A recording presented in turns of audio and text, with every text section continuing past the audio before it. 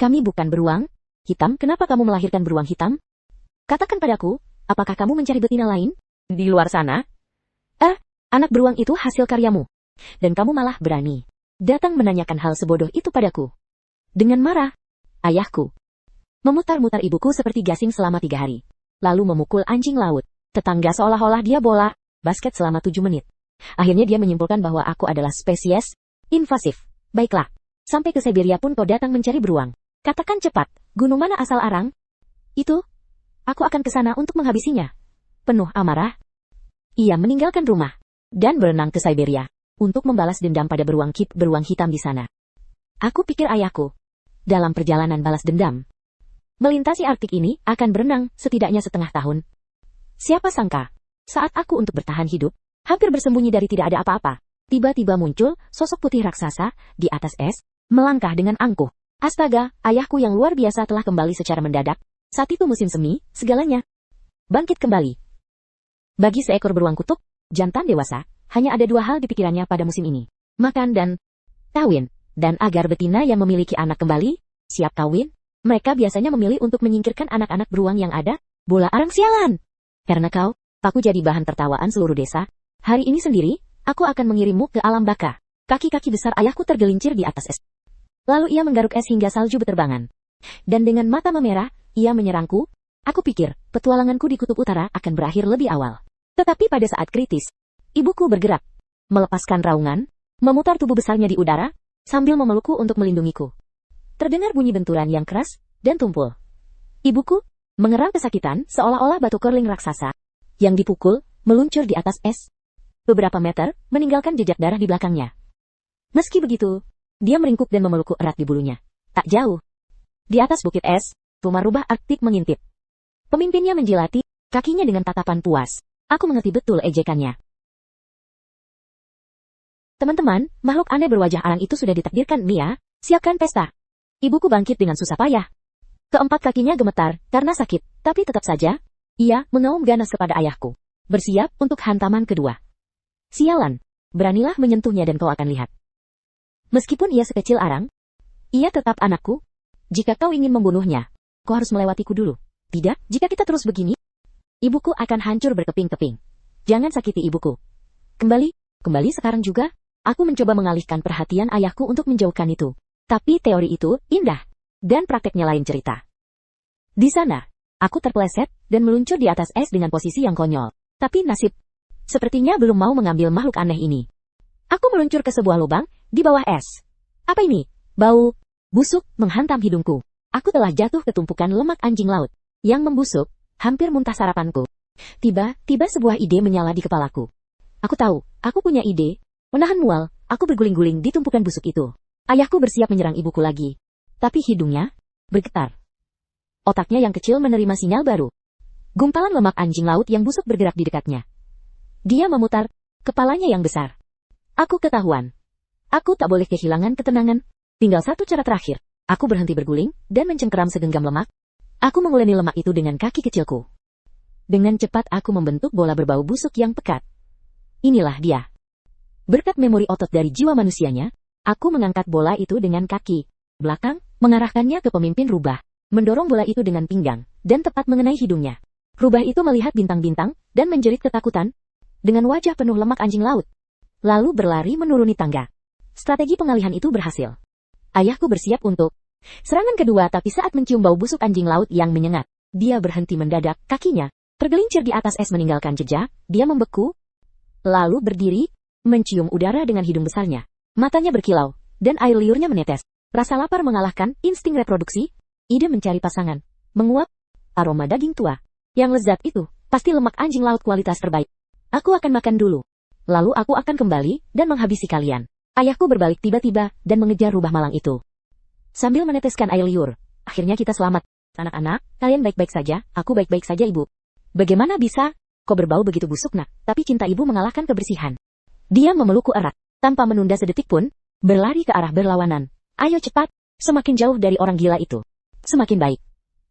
Pusing sekali. Ibu, pegang aku erat-erat.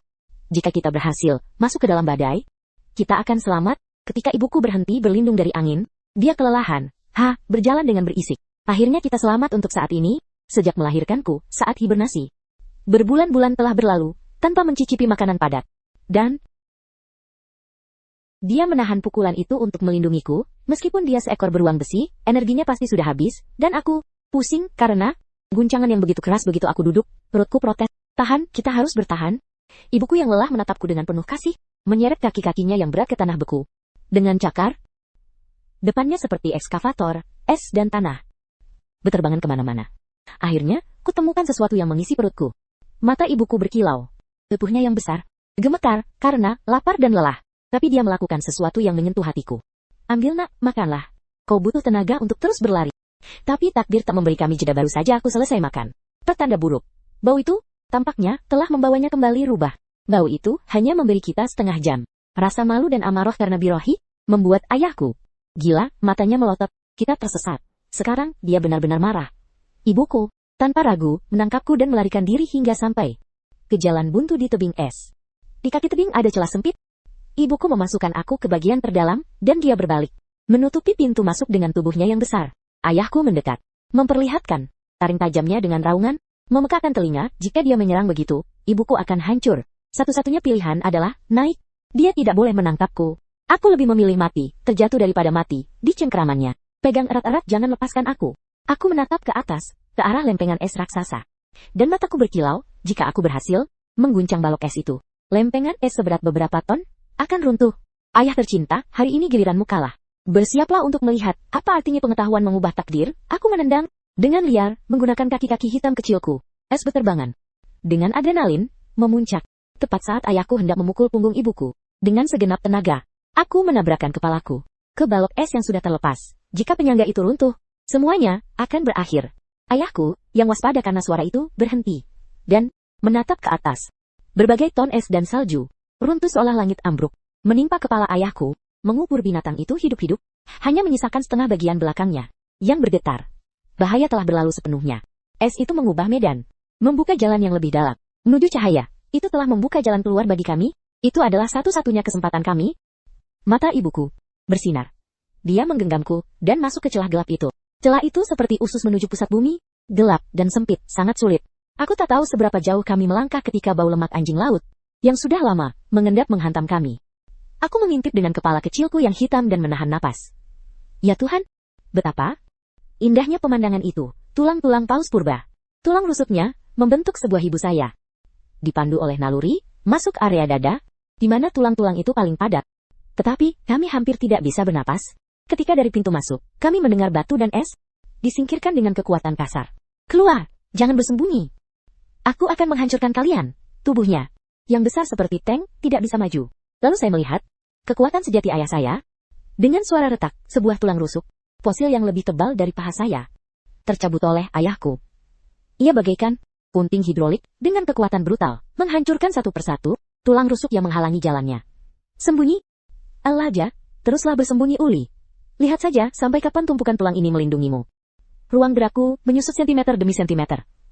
Menyingkirlah, serahkan anak itu. Aku takkan mundur selangkah pun. Dalam kegelapan, ibuku mengaum. Berbalik tiba-tiba, dan dengan tubuhnya yang lebar, memblokir pintu masuk, yang dibentuk oleh tulang rusuk terakhir. Ayahku memasukkan kepalanya yang besar, mendorong dengan kekuatan ratusan kilogram, yang diteruskan ke punggung ibuku melalui tulang-tulang. Setiap hantaman membuat ibuku gemetar. Awan uap besar keluar dari mulutnya, tapi dia menggigit giginya. Kaki-kakinya mencengkeram tanah seperti akar, tak mundur sejengkal pun. Di mana ada titik lemah, mataku menelusuri menyelidiki bagian dalam kerangka. Fisika memberitahuku bahwa bagian terkeras dari fosil adalah tulang belakang. Terutama lubang-lubang yang melindungi sumsum tulang, tetapi dengan bunyi retak, dua tulang rusuk terakhir patah. Pertahanan ibuku runtuh, tubuhnya yang besar terhempas, dan menghantam dinding. Pada akhirnya, dia tak mampu menahan. Ayahku memasukkan kepalanya yang besar ke dalam ruang sempit, di kegelapan. Matanya yang berdarah menatapku tajam saat aku meringkuk di sudut. Maka, aku akan mempertaruhkan segalanya. Ia membuka rahang besarnya dan menerjangku. Makhluk terkutuk, pergilah ke neraka bersama ayah kandungmu. Pada saat itu, waktu seolah melambat. Tepat saat taringnya hampir menutup, aku melakukan gerakan berani. Aku tidak mundur, melainkan membungkuk dengan cepat seperti elang hitam yang lincah ular hitam. Meluncur di atas batu es yang dingin. Memanfaatkan ukuranku, ku masuk ke dalam tulang punggung paus biru. Di mana dia? Kemana anakku yang hitam itu pergi? Untung aku bereaksi cepat, kalau tidak, aku sudah jadi daging kaleng. Di mana kau bersembunyi? Keluar dari sana. Jangan kira aku tak akan menemuimu, hanya karena kau bersembunyi di lubang. Seolah-olah kau bisa. Hanya seseorang seukuranku yang bisa masuk ke sini. Cakar maut ayahku yang hendak menghancurkan kepalaku, meleset, dan Shay. Rahangnya menutup di atas tulang punggung paus biru yang telah menjadi fosil. Segera setelah itu, setengah taring terlempar dari mulutnya, menghantam dinding dan memercikan bunga api. Tunggu saja, saat aku mengeluarkanmu dari sana aku akan mencincangmu. Ini bukan salahku, kau sendiri yang menggigit terlalu keras. Tiran Arktik yang sedetik lalu. Begitu garang itu, mundur sambil terhuyung-huyung, memegang mulutnya. Teriakannya bergema di celah itu. Anak hitam sialan. Sementara itu, ku meluncur melalui lubang-lubang tulang punggung ke dalam kerangka. Dengan bunyi gedebuk, aku jatuh ke dalam sumur air. Beku, sebuah cekungan yang terbentuk oleh panas geotermal dan panas dari langit. Air beku itu meresap ke seluruh tubuhku. Aku membeku karena dingin. Terendam dalam air beku itu, aku akan kehilangan panas dengan kecepatan tinggi. Dalam beberapa menit aku akan pingsan. Tapi aku tak bisa memikirkan itu sekarang. Keluar dari sana. Di atas, binatang putih yang marah, menginjak-injak dengan amarah. Aku menggigit gigi di bawah air, menahan napas. Jangan sampai dia menemukanku. Dia tak boleh menemukanku. Suhu air yang rendah menyembunyikan suhu tubuhku dengan sempurna, dan air beku itu bertindak sebagai penghalang. Mengisolasi bau lemak anjing laut yang melekat padaku. Aneh, tak ada bau. Mungkin dia tenggelam, tidak mungkin. Jika dia tenggelam, tubuhnya akan mengapung di bawah air. Aku samar-samar mendengar kepala besar ayahku muncul dari lubang. Mengendus. Dengan panik sambil menarik napas dalam-dalam, suara dari atas berhenti. Meski aku tidak bisa melihatnya, aku bisa membayangkan. Dengan jelas kebingungan. Binatang itu di otaknya yang kecil. Itu adalah sesuatu yang tak terbayangkan, sebuah batu, hitam yang berbau busuk, seperti anjing laut. Dan bahkan patah atau setengah giginya, telah menghilang begitu saja.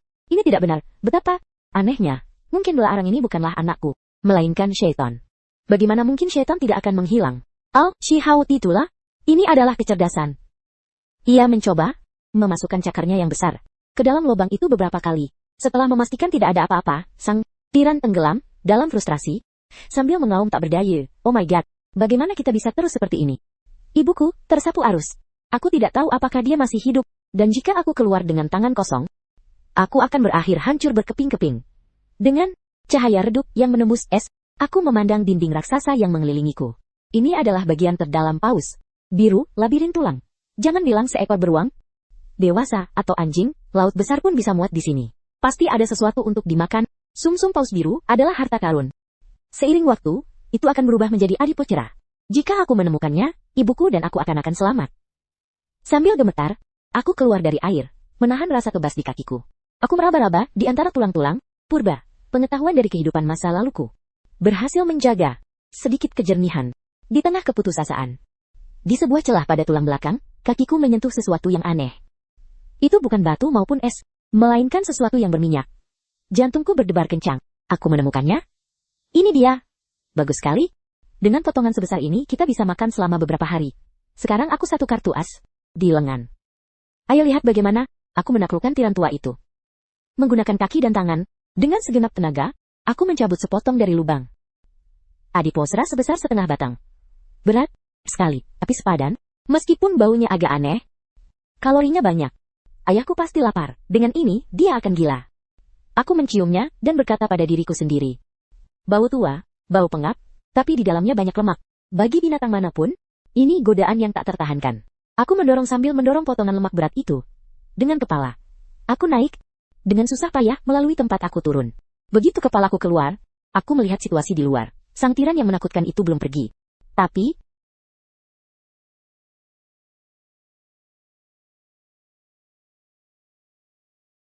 dia tidak lagi marah. Melainkan seperti bola salju yang runtuh dan tergeletak telentang di pintu masuk lorong. Benar saja, dia kelelahan. Pelarian panjang dan kehancuran sebelumnya telah menguras energinya. Aku lelah sekali. Kemana perginya bola batubara? Gigi patah, terhina, dan tanpa imbalan apapun. Setelah berbulan-bulan, perjalanan, kehancuran, pukulan, dan rasa sakit gigi patah. Energinya yang sudah sedikit itu habis sepenuhnya. Kaki-kakinya yang besar gemetar tak terkendali, dadanya naik turun dengan keras. Sepertinya dia bahkan tak punya tenaga lagi untuk mengangkat kepala dan menatapku.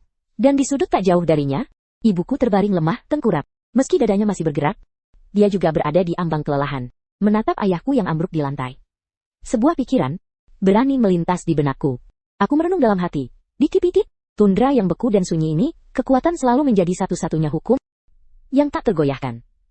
Namun, seberapapun ganasnya seekor predator, jika kelaparan mencegahnya bangkit, makanan menjadi mata uang terbaik untuk menjinakkannya. Aku menggigit bibir, mendekatkan potongan umpan fosil raksasa itu sedikit demi sedikit, hingga tepat di bawah moncongnya. Binatang itu, yang matanya setengah tertutup, membukanya lebar-lebar. Lubang hidungnya melebar dengan liar, pupilnya melebar seketika. Itu adalah hasrat primitif seekor predator di hadapan makanan yang bisa menyelamatkan nyawanya. Ia mengangkat kelopak matanya yang berat, menatap lemak di bawah moncongnya, lalu menatapku aku yang berada di belakangnya. Itu kamu, bola arang hitam ini masih hidup. Ya, aku masih hidup. Ini untukku. Ya, kenapa? Karena aku tidak ingin mati, dan juga tidak ingin ibuku mati. Ketik 2. Aku duduk di lantai batu yang dingin, dan menatap matanya dengan tenang. Aku berpikir dalam hati, bahwa daripada bertarung sampai mati dengan seekor binatang yang sudah gila, lebih baik menawarkan syarat yang tidak bisa ditolaknya. Jika kamu ingin makan, dan bertahan hidup, kamu harus menghentikan insting konyolmu untuk memakan aku. Aku bisa melihat jelas konflik di matanya, tapi rasa lapar segera mengalahkan keraguannya. Apa yang kamu mau? Sangat sederhana. Kamu lindungi ibuku dan aku akan carikan makanan untukmu. Aku bisa temukan banyak makanan yang tidak bisa kamu dapatkan. Seperti ini. Benarkah? Tentu saja, asalkan kamu patuh. Hai, si tua ini adalah Raja Kutub Utara. Raja Kutub Utara juga harus makan, bukan memakan makhluk aneh hitam ini yang ada di depannya. Tidak hanya membutuhkan banyak usaha, tapi juga bisa merusak gigiku. Paling-paling perutku akan kenyang sekali, tapi jika ku biarkan hidup, dia bisa mengambil lemak yang menyelamatkan hidupku dari celah-celah yang tak bisa kucapai. Binatang itu mengeluarkan geraman dalam dan pilu, tanpa jejak permusuhan lagi, dia menjulurkan lidahnya yang penuh duri sebagai tanda misinya, dan menggulung potongan umpan itu untuk membawanya ke mulutnya. Dan mulai mengunyahnya, dengan lahap. Enak sekali, bagaimana? Apakah kamu menerima syaratku? Baiklah, aku menerimanya. Asalkan kamu memberi aku makan. Si tua akan melindungi ibumu dan dirimu. Lemak yang melimpah itu, akhirnya, meredakan kejang-kejang kelaparan yang diderita otot-ototnya. Setelah makan, makhluk agung, yang sejenak lalu ingin menghabisiku itu berbalik dengan susah payah, dan menawarkan punggungnya yang lebar kepada ibuku dan aku. Kepalanya yang besar mengarah ke arah pintu keluar celah seperti penjaga yang menjalankan tugasnya, lalu berbaring dengan tekad. Kamu bisa tenang. Dengan si tua di sini, tidak ada yang akan masuk. Begitu lebih baik, nak. Aku baik-baik saja. Aku baik-baik saja, jangan khawatir. Bagus sekali semuanya. Posturnya menyampaikan pesan. Yang jelas, mulai sekarang, tidak ada yang akan menyentuh sumber makanan yang ada di belakangnya. Aku menghembuskan napas lega yang panjang, lalu ambruk di atas es, merasa seolah-olah semua tulang tubuhku akan hancur. Aku menghela napas dalam hati. Aku tak pernah membayangkan bahwa dalam pertarungan hidup mati ini, aku, hanya dengan sepotong umpan tua yang kumpulkan dari tanah, akan berhasil menjinakkan predator paling ganas di Arktik, mengubahnya menjadi budak pribadi kami tanpa upah. Gencatan senjata singkat itu menenggelamkan celah gelap ini dalam ketenangan, hanya terdengar desisan angin dan salju di luar serta dengkuran binatang itu. Akhirnya kita selamat, tapi ini hanya sementara. Kita harus keluar dari sini secepatnya. Tidurlah sebentar. Aku sangat lelah. Aku tak tahu berapa lama aku tidur. Aku terbangun oleh suara lembut di sampingku. Ibuku telah terbangun. Ia bangkit dengan susah payah di atas batu dingin. Matanya yang sebelumnya redup, kini menatap curiga ke dalam kegelapan, saat pandangannya melintas di atasku dan tertuju pada punggung putih raksasa putih yang menghalangi pintu masuk gua. Semua ototnya langsung menegang, dan geraman berbahaya keluar dari tenggorokannya. Aku mendekat dengan cepat, dan menggosokkan kepalaku ke dagunya untuk menenangkannya. Ibu, jangan marah, semuanya baik-baik saja. Untuk membuktikan bahwa situasinya aman, di hadapannya, aku mengambil sepotong kecil umpan fosil dari sudut, dan menggulirkannya perlahan ke arah pintu masuk. Mendengar suara itu, penguasa yang menjaga pintu masuk, itu memutar kepalanya. Di matanya yang sebelumnya hanya menunjukkan keganasaan, kini tak ada sedikit pun agresivitas, melainkan ketidaksabaran yang hampir memohon. Ada makanan lagi? Ya ini untukmu.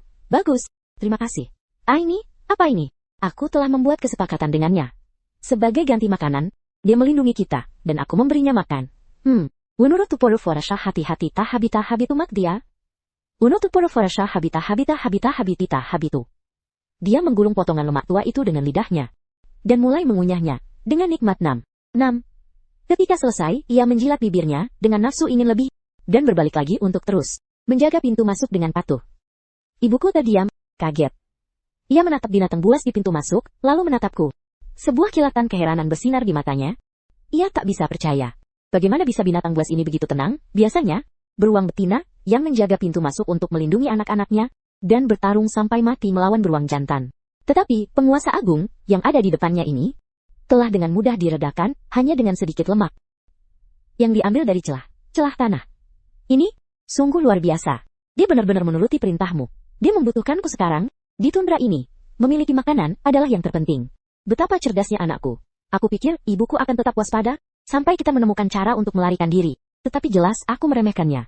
Setelah memastikan bahwa binatang itu telah berubah menjadi penjaga yang hanya memikirkan makanan, dan tidak menyerang, tatapan ibuku berubah. Kesedihan dari selalu melarikan diri, menghilang. Dan matanya dipenuhi kecerdikan. Hewan itu lapar. Aku juga membutuhkan nutrisi yang sesungguhnya, pikirku dalam hati.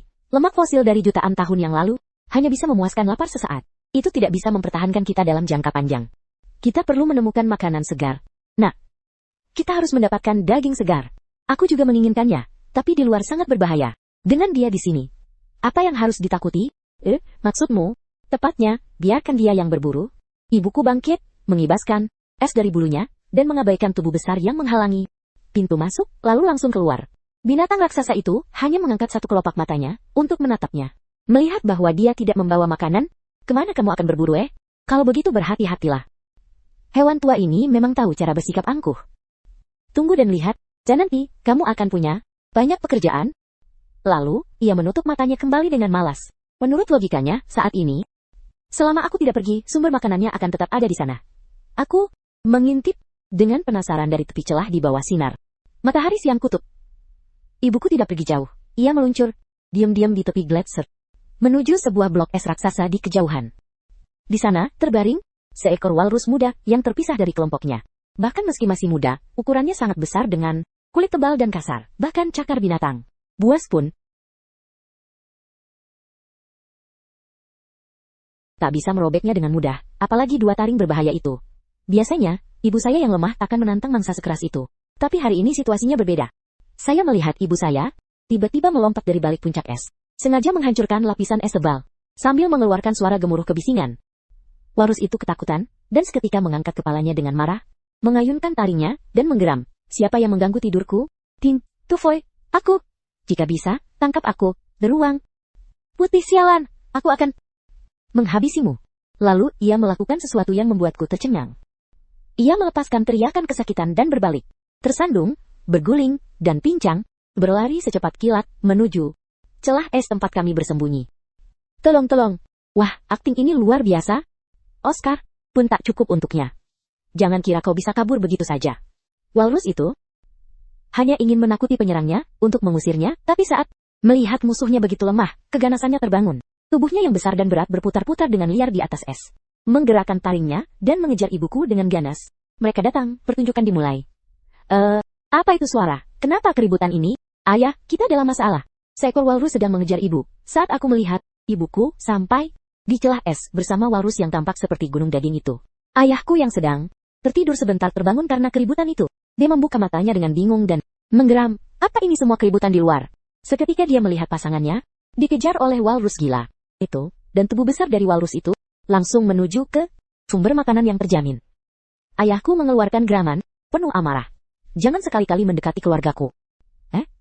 Bagaimana bisa ada beruang putih lain? Berani-beraninya mengancam keluargaku dan sumber makanan jangka panjangku. Walrus gila, mati!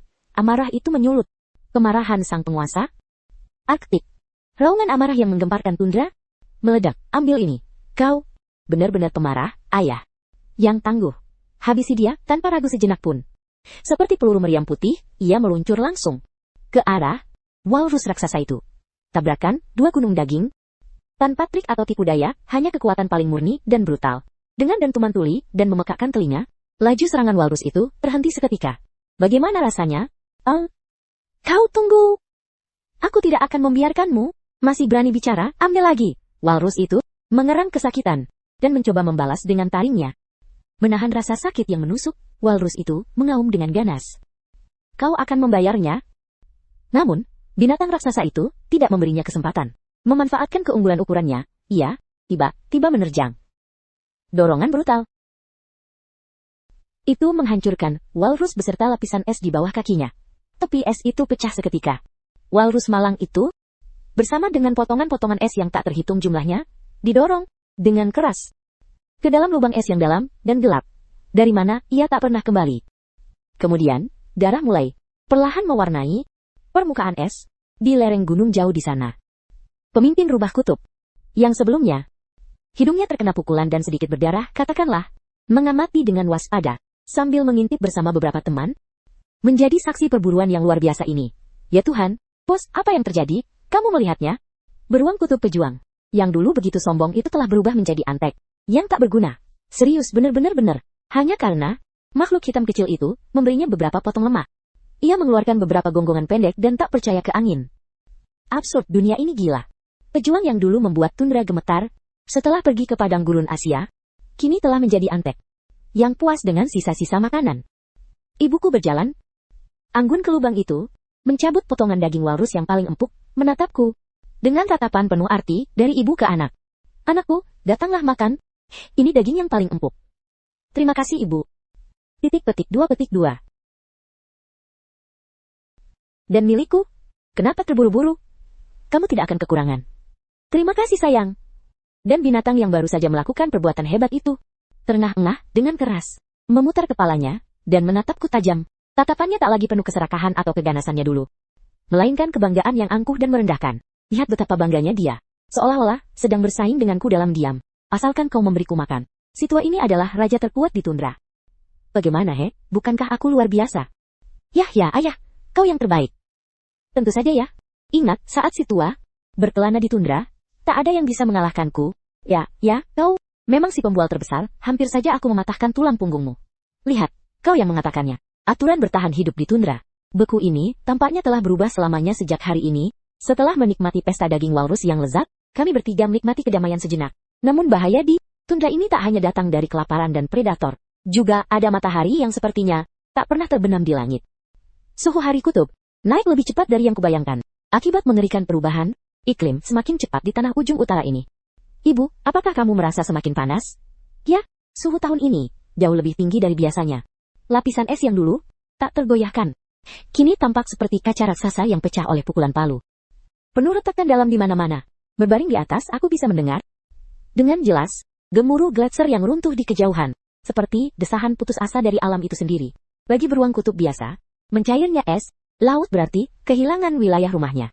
Tetapi bagiku, seekor anomali dengan bulu yang sepenuhnya hitam, ini tampak seperti belokan aneh nasib. Es ini sangat rapuh. Aku hampir terjatuh. Hati-hati, es sekarang sangat berbahaya. Seiring semakin batu vulkanik hitam terungkap, bulu hitamku yang sebelumnya menjadi sasaran mudah, mulai menyatu dengan lingkungan. Namun, yang paling mendesak sekarang adalah pindah, kataku dengan cemas. Lapisan es di daerah ini bisa runtuh sepenuhnya kapan saja. Kita harus menemukan gletser daratan yang lebih stabil untuk menetap.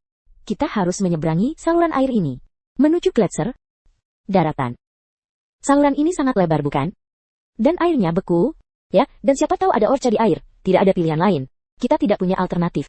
Aku yang akan membuka jalan. Air laut itu berwarna biru gelap yang dalam dan beku, dengan bongkahan es berbagai ukuran, mengapung di permukaan. Sebagai budak penuh waktu, setelah makan dan minum dengan baik, ayahku secara sukarela mengambil peran membuka jalan. Tubuhnya yang besar melompat terlebih dahulu ke air beku itu, bergerak maju seperti pemecah es raksasa es. Ikuti aku, dan hati-hati. Kamu juga hati-hati ayah, perlahan saja, jangan khawatir. Aku di sini, tidak akan terjadi apa-apa. Ibuku mengikutinya dari dekat, sementara aku berpegangan erat pada punggungnya yang lebar dengan cakarku mencengkeram, bulunya yang panjang. Ratusan meter pertama berjalan lancar.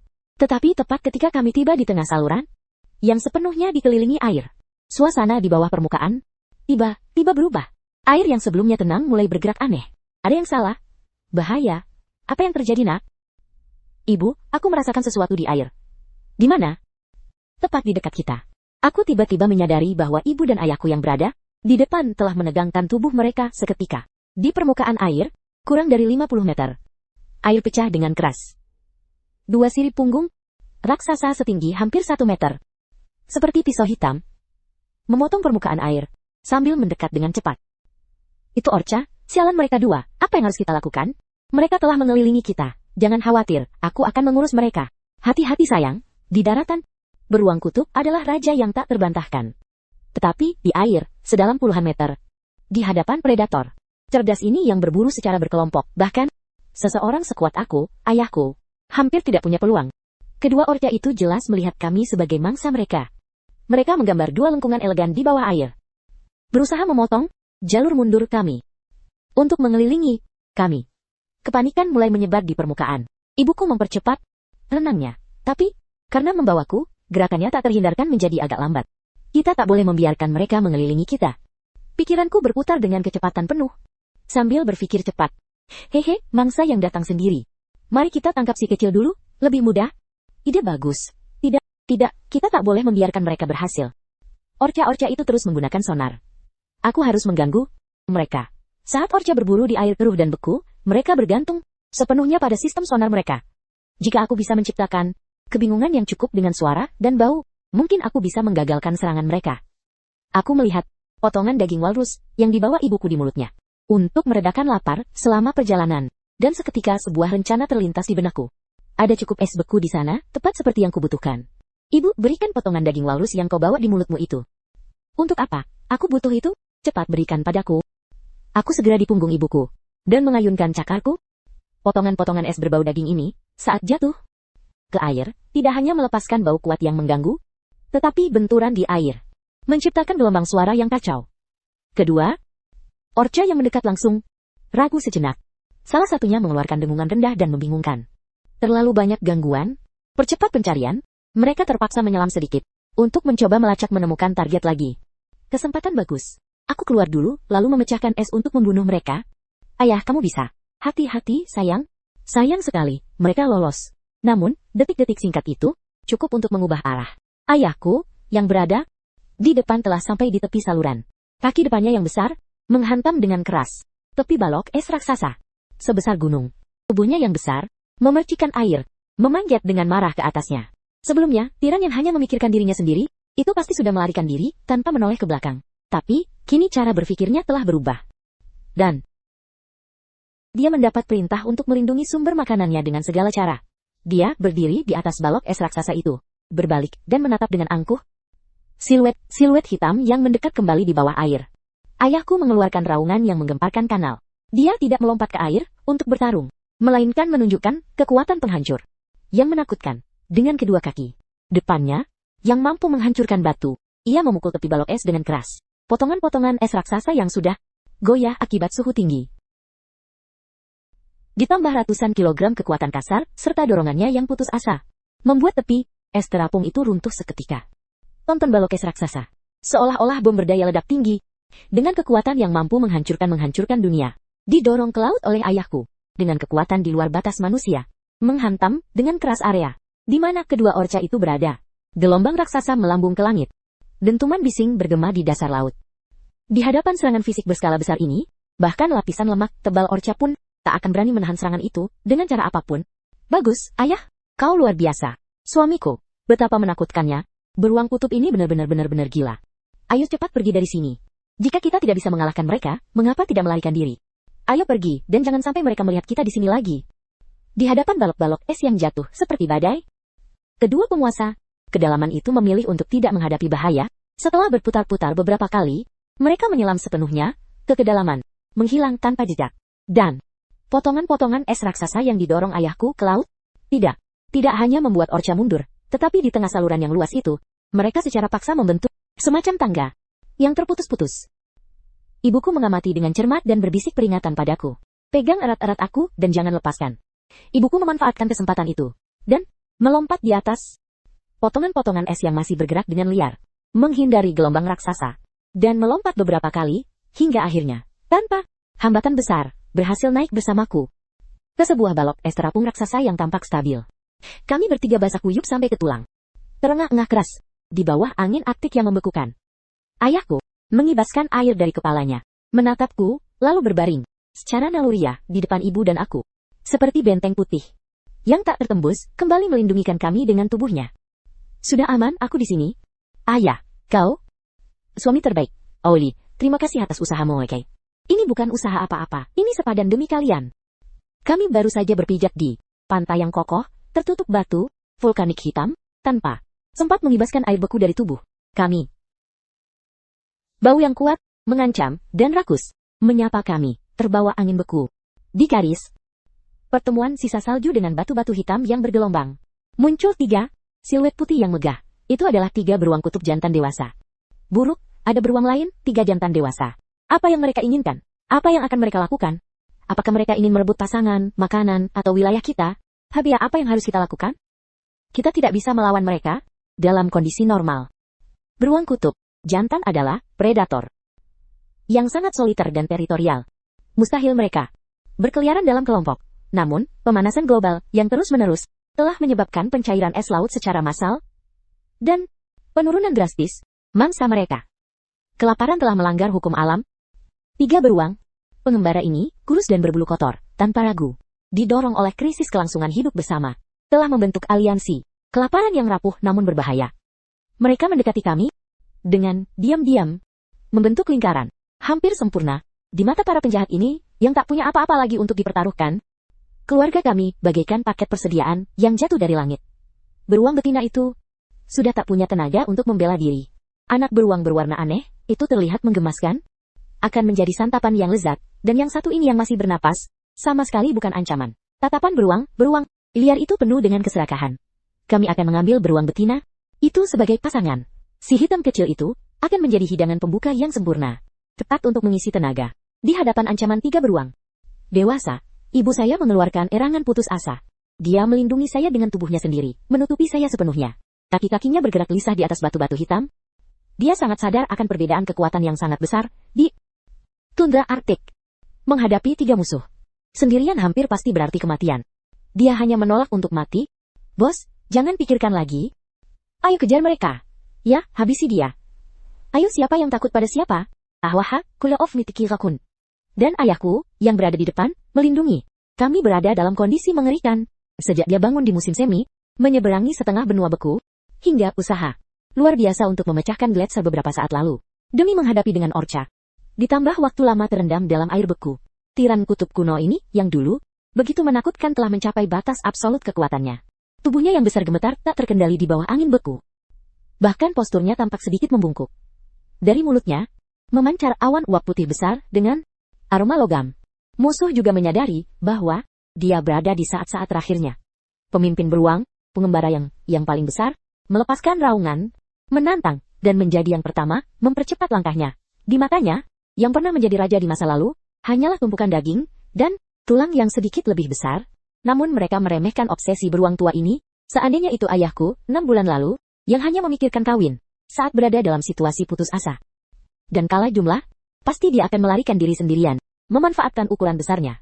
Namun setelah diberi makan oleh batu hitam, dan pikirannya telah teratur kembali, ia sangat yakin, aku harus melindungi pasanganku dan sumber makanan yang ada di belakangku. Itulah satu-satunya harapanku untuk tetap hidup. Tepat ketika ketiga beruang pengembara itu hendak menyerang, ayahku tiba-tiba meluruskan punggungnya yang membungkuk karena kelelahan dan melepaskan raungan yang menggemparkan seluruh pantai. Itu bukan sekadar raungan. Ia tidak memiliki kekuatan masa jayanya, tetapi membawa tekad seseorang yang telah membakar jembatannya. Suamiku, apa yang harus kita lakukan? Jangan takut, aku di sini. Meskipun harus mengorbankan nyawaku, aku tidak akan membiarkan mereka terluka. Binatang yang sebelumnya hanya memikirkan kawin itu, pada saat itu, menunjukkan esensi sejati seorang tiran. Ia tidak mundur atau mencoba menghindar. Ayahku melompat ke arah serangan ketiga beruang pengembara. Itu seperti truk lapis baja yang berat, liar, dan tanpa rem. Benturan bising tubuh-tubuh bergema di antara bebatuan hitam. Ayahku, dengan dadanya yang lebar, menahan hantaman frontal dari pemimpin beruang-beruang pengembara. Kekuatan yang luar biasa membuatnya mundur setengah langkah, tetapi cakarnya yang lebar tersangkut di celah batu. Ia berhasil menjaga keseimbangannya. Kemudian, dengan cakar kanannya yang telah memecahkan es tak terhitung jumlahnya, ia mengayunkannya dengan desisan penuh tenaga, menghantam beruang pengembara yang mencoba menyerang dari belakang. Beruang pengembara itu mengeluarkan geraman kesakitan, dan terhuyung-huyung akibat pukulan itu, hampir terjatuh ke laut. Namun, seorang diri tak mampu melawan begitu banyak, apalagi melawan 3 binatang lapar. Beruang pengembara ketiga yang menyerang, memanfaatkan kesempatan itu untuk menerjang. Tubuhnya yang berat jatuh menimpa punggung ayahku. Ibuku yang cemas ingin membantu, tetapi ayahku menghentikannya dengan geraman. Jangan mendekat, ini berbahaya. Tapi suamiku, aku baik-baik saja. Aku bisa menangani ini. Jaga anak kita, ayah. Di lorong sempit itu tenaganya habis di hadapan semua orang. Setiap pukulan yang dilayangkan semakin lambat dari sebelumnya. Dan tubuhnya mulai dipenuhi memar dan goresan yang mengerikan. Beruang liar itu juga terluka. Tetapi, mereka memanfaatkan keunggulan jumlah mereka untuk bergantian menyerang. Aku bersembunyi di belakang ibuku, menatap dada ayahku yang naik turun dengan keras. Dan kaki belakangnya yang mulai gemetar, karena kelelahan. Kecemasan yang belum pernah kurasakan sebelumnya menguasai diriku. Aku tak bisa terus begini. Dalam hitungan menit, saat ayahku jatuh karena kelelahan total, itu akan menjadi akhir bagi kami bertiga. Aku melihat sekeliling untuk mengamati medan. Akibat pemanasan global, salju yang menutupi pantai ini sangat tipis. Luas area batu vulkanik hitam terpapar di bawah matahari siang kutub, membentuk labirin rumit batu hitam. Tak jauh dari sana, ada tebing dengan ketinggian vertikal lebih dari 10 meter. Dasarnya tertutup, es pecah. Sebuah taktik berisiko terbentuk dengan cepat di benakku. Aku tahu, ada tebing di sana. Aku bisa menggunakan bulu hitamku untuk menyamar, menarik mereka ke tepi, memasang perangkap, dan mendorong mereka. Itulah yang akan kulakukan. Aku menghirup napas dalam-dalam angin beku Arktik, menyadari bahwa aku tak bisa lagi hanya jadi beban yang berteriak, memberi semangat, memanfaatkan saat ibuku sibuk, menggeram cemas. Menempel pada tanah, kasar seperti tetesan tinta kental, aku meluncur, diam-diam, keluar dari lingkaran pelindungnya, dan masuk ke hutan batu vulkanik hitam. Beruntung, bulu hitamku menyatu dengan warna batu-batu itu, sehingga, Ereka tidak melihatku lebih cepat. Ayahku tidak bisa bertahan lebih lama lagi. Nak, kemana kamu pergi? Apa? Anak itu telah menghilang. Pada saat itulah, aku benar-benar memahami apa artinya memiliki versi definitif. Aku meluncur dengan cepat di sepanjang dinding batu, bulu hitamku menyatu sempurna dengan bayangan dalam yang diproyeksikan oleh batu-batu itu. Bahkan bagi predator dengan penglihatan terbaik pun, mustahil membedakan siluetku di tengah titik-titik buta hitam. Aku berputar cepat, melintasi medan pertempuran hingga tepi tebing. Di satu sisi, medan itu berbahaya. Di bawahnya, ada jurang lebih dari 10 meter. Penuh batu tajam. Tepat di tepi tebing, ada lempengan batu, datar dan miring. Menggunakan cakarku, aku dengan cepat mengambil air. Lelehan salju dari genangan kecil.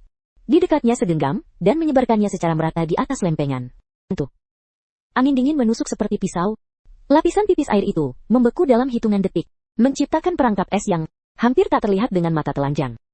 Baiklah, sekarang tinggal menarik perhatian mereka. Jika aku membuat sedikit suara, pasti mereka akan datang. Semoga ini berhasil. Tahan sebentar lagi. Aku membersihkan tenggorokanku dan melepaskan raungan yang sombong dan menantang. Suaranya tidak terlalu keras, tetapi terbawa angin hingga mencapai telinga ketiga beruang liar yang sedang bersiap memberikan pukulan terakhir kepada ayahku. Tiba berhenti, memutar kepalanya yang penuh bekas luka, dan menyipitkan matanya ke arah tebing. Dalam persepsinya, bungkusan hitam yang sebelumnya bersembunyi di belakang beruang betina itu telah keluar sendiri dari lingkaran pelindung, dan bahkan, Koila akan berada dalam posisi yang mudah ditangkap. Keserakahan mengalahkan akal sehat dalam sekejap. Pemimpin itu mengeluarkan geraman, memberi isyarat kepada dua lainnya untuk terus menyerang ayahku. Sementara dia berbalik dan, dengan langkah berat, mendekatiku dengan ancaman, kalian berdua, terus awasi beruang tua ini. Aku akan mengejar yang hitam. Baik bos, si hitam kau tak punya jalan keluar. Saat aku menangkapmu, aku akan mencincangmu. Ayo, kalau berani. Dia membuka mulutnya yang besar, mengira bahwa hanya dengan menginjak lempengan batu itu, dia bisa dengan mudah menelan camilan kecil hitam, seperti arang ini. Namun, pada saat tubuhnya yang seberat ratusan kilogram menginjak sepenuhnya tepi tebing dan lempengan batu itu, beban raksasa ditambah permukaan yang sangat licin, membuat kaki pemimpin itu kehilangan seluruh gesekan. Seketika, tubuhnya yang besar bergoyang hebat, kehilangan keseimbangan sepenuhnya, menggerakkan kakinya dengan putus asa di tepi tebing. Sekarang, aku melompat dari bayang-bayang gelap, seperti pegas, mendorong diri dengan batu. Aku melompat ke udara, dan di tengah terbang, aku meniru dengan sempurna gerakan andalan ayahku. Putaran pinggul, penurunan bahu, mengencangkan perut, mentransmisikan kekuatan hingga ke kaki kananku. Kini, aku mendekatkan cakarku, dan memukul beruang pengembara itu dengan sekuat tenaga. Tepat di ujung, hidungnya yang membesar karena ketakutan. Bagi beruang kutub, hidung yang penuh ujung saraf adalah bagian paling rentan dan paling sensitif di seluruh tubuhnya. Meskipun kekuatanku tak berarti dibandingkan dengannya. Pukulan tepat dan keras ini adalah tetesan yang meluapkan gelas. Rasa sakit yang hebat membuatnya melepaskan jeritan memilukan. Keseimbangannya yang sudah hilang tak pernah bisa pulih. Ia melukis lintasan parabolik yang canggung di tepi tebing. Seperti karung putih tua jatuh langsung ke jurang. Beberapa detik kemudian, terdengar bunyi benturan tumpul dari dasar, yang segera tertelan oleh desisan angin. Di atas tebing, dua beruang pengembara lainnya terdiam kaku oleh jatuhnya pemimpin mereka yang tiba-tiba dan tak terduga. Mereka tak bisa memahaminya. Bagaimana mungkin pemimpin mereka yang begitu perkasa bisa tergelincir tanpa alasan di tepi tebing, dan seekor anak beruang hitam kecil mendorongnya ke jurang dengan satu cakaran. Sementara itu, ayahku, dengan mata sebesar kacang yang terbuka lebar, terengah dengan keras menatapku tajam. Pada saat itu, aku hampir bisa mendengar di dalam kepalanya yang sederhana bagaimana badai pikiran meledak. Makhluk hitam itu tahu cara memanfaatkan medan untuk menjebak. Dia mengambil resiko keluar sebentar untuk menarik musuh dan melindungi istriku. Cara dia melompat dan gerakan pinggulnya persis sama dengan gerakan rahasia yang aku gunakan untuk menguasai tundra. Semua petunjuk di otak lambat ayahku akhirnya membentuk gambaran utuh. Itu adalah gerakan khususku. Bagaimana dia bisa tahu? Pasti begitu. Meskipun dia hitam seperti arang, dia adalah darahku. Jika sebelumnya dia melindungiku, itu hanya untuk memastikan sumber makanan yang dia ambil dari celah-celah bumi. Kini, rasa memiliki yang terukir dalam gennya meletus seperti gunung berapi. Ini pasti anak kandungku, meskipun dia hitam seperti arang itu adalah darahku. Ayahku mengangkat kepalanya dengan kuat dan melepaskan raungan yang jauh melebihi raungannya di masa dayanya. Itu adalah amarah seorang tiran yang melindungi anaknya. Sepertinya ia telah mendapatkan kilatan vitalitas terakhir. Dengan mata yang memerah dan amarah yang tak tertahankan seolah-olah tak ada yang bisa menghentikannya. Seperti tank berat yang baru saja mengisi bahan bakar. Ia berbalik dan melompat ke arah kedua beruang. Pengembara yang masih terkejut melihat seekor binatang sekarat yang tiba-tiba menjadi gila, seolah-olah telah bangkit dari kematian. Ditambah dengan trauma akibat kejatuhan aneh pemimpin mereka. Kedua beruang pengembara itu pun benar-benar ambruk. Mereka bahkan tak punya nyali untuk melawan. Mereka melarikan diri dengan tergesa-gesa, ekor di antara kaki, menuju kedalaman tundra. Ancaman telah berakhir. Ayahku, seperti gunung yang runtuh, ambruk di atas bebatuan hitam. Tetapi, ia tidak menutup mata untuk beristirahat. Dengan susah payah, ia mengangkat kepalanya yang berat, dan dengan tatapan yang belum pernah kulihat sebelumnya. Bahkan dengan sentuhan kebanggaan dan kepuasan, ia menatapku dalam diam. Akhirnya, semuanya telah berakhir. Ayah, apa kamu baik-baik saja? Suamiku, bagaimana perasaanmu? Aku baik-baik saja, hanya sedikit lelah. Nah, kamu luar biasa. Angin laut menghilang. Sisa-sisa bau terakhir di tepi tebing. Kedua beruang pengembara yang kalah itu tidak pernah muncul lagi setelah pertempuran mengerikan demi kelangsungan hidup itu. Ayahku tidur, nyenyak di atas batu-batu hitam selama 3 hari penuh. Anakku, ayahmu sudah tidur selama 3 hari? Dia tidak akan apa-apa. Tenanglah Bu, dia hanya sangat lelah. Saat dia bangun, dia akan baik-baik saja. Bu, aku akan ke pantai untuk mencari makanan. Ibuku tidak berpisah darinya sedetik pun, dan aku mengambil tanggung jawab untuk menyediakan makanan bagi seluruh keluarga. Beruntungnya, di pantai saat air surut, banyak ikan, udang, dan rumput laut terdampar. Itu membantu kami melewati masa pemulihan yang sulit. Ketika ayahku akhirnya bisa bangun, kami mengikuti pantai dan menemukan tempat tersembunyi yang tampak seperti surga. Sebuah fjord dalam yang dikelilingi batu-batu vulkanik hitam raksasa. Jika ini terjadi 10 atau 20 tahun yang lalu, fjord ini akan tertutup lapisan es tebal sepanjang tahun. Aku memandang pemandangan di sekitarku sambil merenung. Bagi seekor beruang kutub tradisional, ini adalah bencana sejati. Mencairnya es berarti mereka telah kehilangan platform alami untuk bersembunyi dan berburu.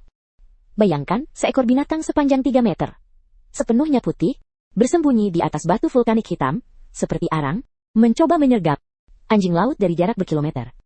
Dapat melihat para dewa kematian putih yang lapar itu, anak-anak anjing laut yang berada berkilometer jauh.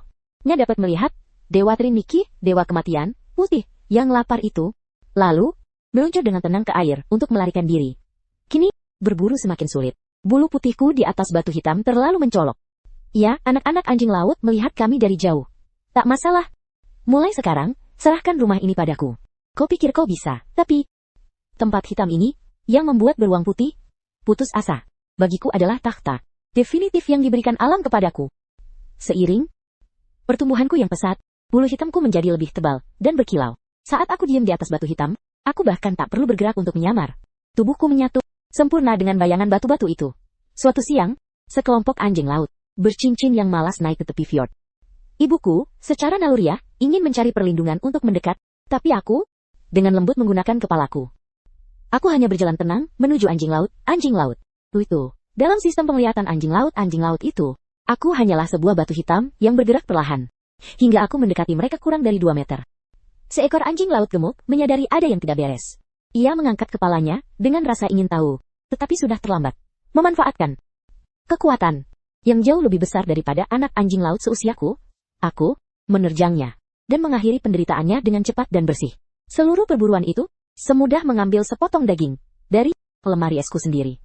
Ibuku yang menyaksikan adegan itu memandangku dengan mata penuh kekaguman dan kebanggaan. Dia menatapku dan dari tenggorokannya keluar gumaman lembut. Anakku, kau telah menjadi beruang sejati.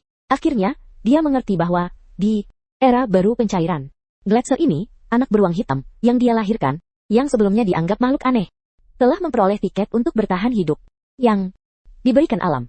Dan sang penguasa tundra, beku dalam keluarga kami, ayahku, pada saat itu sedang menunjukkan arti pensiun dan menikmati hidup. Pertempuran berdarah di mana dia menghadapi 3 musuh telah menguras habis cadangan energinya.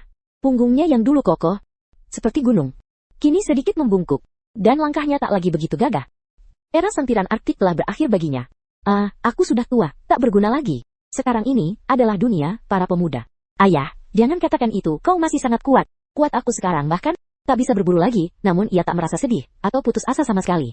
Ketika beruang tua berpikiran sederhana ini, meyakinkan dirinya bahwa aku bukan hanya pemburu ulung, tetapi juga putranya yang sah dan kandung. Seketika itu juga, dengan hati yang tenang, ia memulai masa pensiunnya tinggal di rumahku. Setiap hari, pada saat cahaya siang paling hangat, ayahku, dengan langkahnya yang santai berjalan, perlahan menuju teluk, hingga ke sebuah batu hitam raksasa, yang paling datar, dan menghadap matahari. Pertama, ia menggosok-gosokkan tubuhnya sedikit ke batu itu, mencari sudut yang paling nyaman, lalu ia berbaring telentang, dan meregangkan tubuh, menghembuskan napas panjang dan nikmat. Betapa nyamannya rasanya,